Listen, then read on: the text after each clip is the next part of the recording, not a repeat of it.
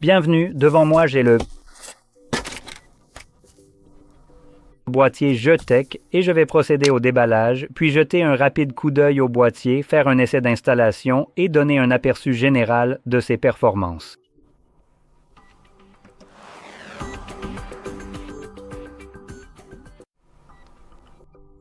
Alors, voyons, celui-ci est le G-Tech.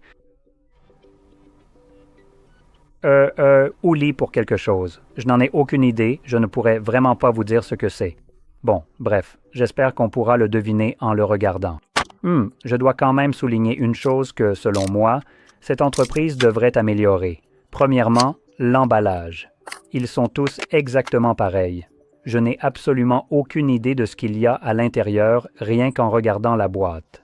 Je ne sais même pas pour quel téléphone c'est, ni même la marque ou le modèle.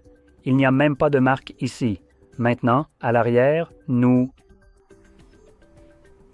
n'avons également aucune information à ce sujet. Super design ici, wow! Donc c'est vraiment nul. Ce n'est pas le meilleur emballage. La boîte pourrait être un peu plus explicite sur le type de téléphone concerné et aussi sur la coque qui se trouve à l'intérieur.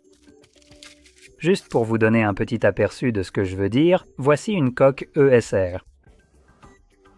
Et vous pouvez voir que, pour une raison quelconque, ils ont décidé d'inclure presque tous les modèles de l'appareil sur la boîte. Mais on peut clairement voir quelles sont les fonctionnalités et à quoi elles ressemblent. Donc c'est un dos en plastique MagSafe avec un support. C'est bien ça? C'est assez simple de comprendre ce que c'est. Et en plus, ça ressemble clairement à une coque pour iPhone. Ici, je suppose que ça ressemble un peu à un iPhone parce qu'on a les 3 boutons sur le côté et le bouton d'alimentation juste là, donc on pourrait le deviner, mais pas facilement. Maintenant, la coque elle-même est assez basique, mais l'emballage de la coque ne change pas, peu importe le modèle de coque. J'en ai déjà déballé 3 différentes et chaque boîte est exactement la même. La seule différence vient probablement de la fabrication, mais la teinte jaunâtre de la boîte varie parfois. Il y a des nuances de jaune différentes, mais à part ça, elles sont littéralement identiques. Je n'ai aucune idée de ce qu'il y a à l'intérieur, je ne peux même pas vous le dire en regardant la boîte ou ce qui est écrit à l'arrière, car le nom est en allemand, donc voilà, c'est quelque chose qui pourrait être amélioré. La coque elle-même, comme je l'ai mentionné plus tôt, est assez standard. On a un dos en plastique ici, donc cette partie-là, tandis que le reste est en silicone, comme vous pouvez le voir, et on va simplement y insérer notre iPhone. Et voilà, donc cela couvre évidemment l'intégralité du plateau de la caméra. Donc même si vous essayez de frotter la caméra, le caoutchouc souple ou le silicone résistant, peu importe le matériau exact, la protégera efficacement. Donc c'est vraiment plutôt bien et très pratique. La partie en plastique couvre aussi parfaitement la zone en verre qui se trouve sous la coque. Ce que je veux dire, c'est cette partie juste ici. Donc c'est en gros couvert exactement de la même manière. Donc ça donne une impression agréable. On dirait vraiment que c'est conçu et mesuré spécifiquement pour cette découpe, ce qui, oui, s'adapte parfaitement. Maintenant, en termes de protection, c'est une coque en silicone typique, il n'y a rien de spécial à ce sujet. On a quand même un petit rebord juste ici, donc vous pouvez simplement le laisser tomber sans vous soucier que l'écran se raye. Et là, il y a déjà un verre trempé appliqué, donc évidemment sans, il y aurait, je ne sais pas, un dixième de millimètre de plus ou quelque chose comme ça. Donc c'est plutôt bien. En ce qui concerne les boutons, ils sont tous... Est-ce qu'ils sont découpés? Je dois en fait l'enlever pour vérifier. Non, ils ne sont pas découpés, donc ils utilisent une quantité réduite de silicone à l'endroit des boutons, avec une forme de bouton autour. Donc, les boutons ressortent un peu, on peut sentir où ils sont, comme d'habitude. C'est pareil pour le bouton d'alimentation, mais celui de l'appareil photo ici n'est pas du tout protégé. Certains étuis, par exemple, je vais encore mentionner celui-ci que je viens de déballer à l'instant, celui-ci, comme vous pouvez le voir, a un bouton capacitif de protection pour l'appareil photo. Vous pouvez donc toujours l'utiliser complètement avec les gestes de balayage et tout le reste, et l'enfoncer pour le geste d'appui ou le capteur supplémentaire, peu importe comment vous l'appelez, alors que celui-ci est complètement exposé à tout ce qui pourrait arriver. La poussière, le sable, je ne sais pas, tout ce qui pourrait le rayer. Donc oui, ici ce n'est pas du tout protégé, alors que tout le reste l'est. Et donc, en bas, tout est découpé pour notre appareil. Nous avons les grilles du haut-parleur découpées, même si vous pouvez voir que la découpe n'est pas symétrique, donc la découpe ou la grille du haut-parleur est plus proche ou l'étui est plus proche du côté de l'écran, tout en laissant beaucoup plus d'espace en dessous ici. Maintenant, cela pourrait juste influencer un peu la façon dont le son s'échappe ici. Il pourrait être plus dirigé vers le bas à cause de ça, simplement par la façon dont il se reflèterait, peut-être. Mais ça ne devrait pas poser de gros problèmes. Le port de charge, lui, est plutôt bien découpé. Assez grand pour que vous puissiez brancher certains câbles assez épais, probablement. Voyons voir. Oui, ça se branche. Presque parfaitement. Donc, ça le pousse juste un tout petit peu vers le haut. Vous pouvez voir ici une toute petite bosse, mais c'est parce que la prise est assez épaisse. Donc celle-ci est probablement bien plus épaisse. Et là où se trouve la prise que ce que vous avez habituellement. Voyons voir si je peux trouver un câble plus traditionnel. J'en ai justement un ici.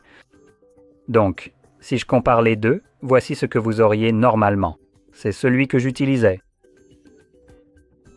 Et si je branche celui-ci, aucun problème. Il reste même un peu de marge.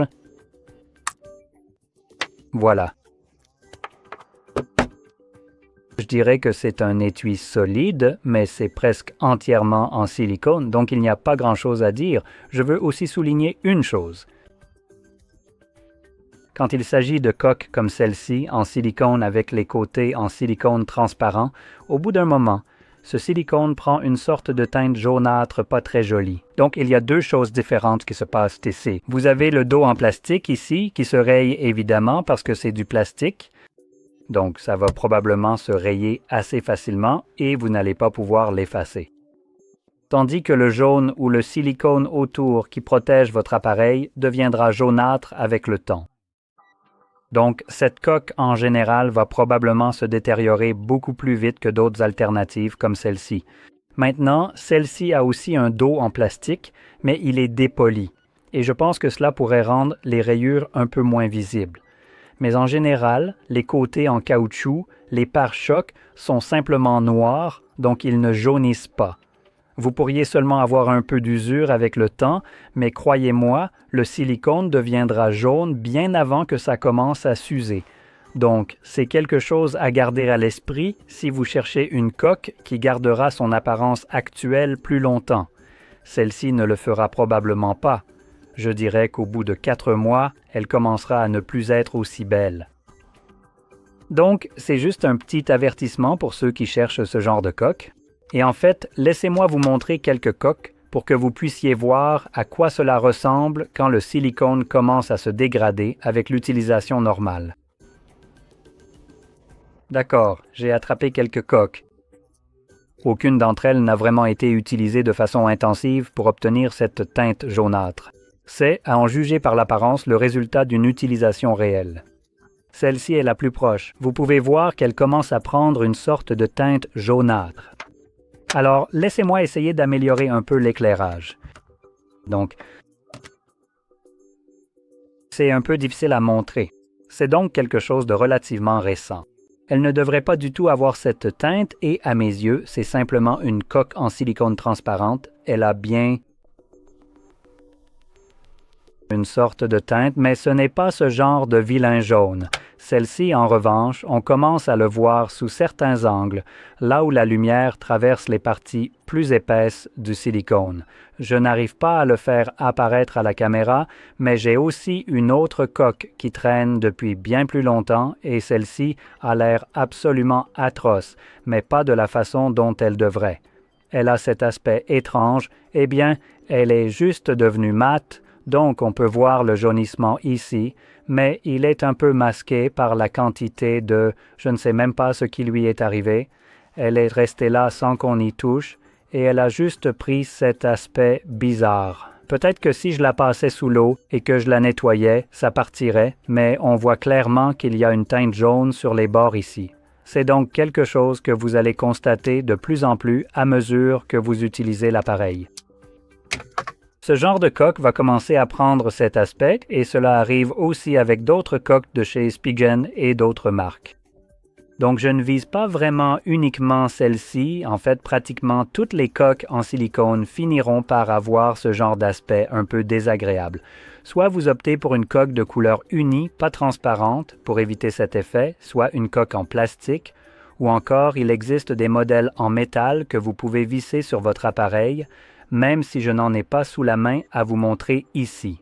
Mais je préfère vous prévenir si vous n'aimez pas ce genre d'apparence sur votre coque, surtout après un certain temps. Bref, cela étant dit, j'espère que cette vidéo vous a été utile.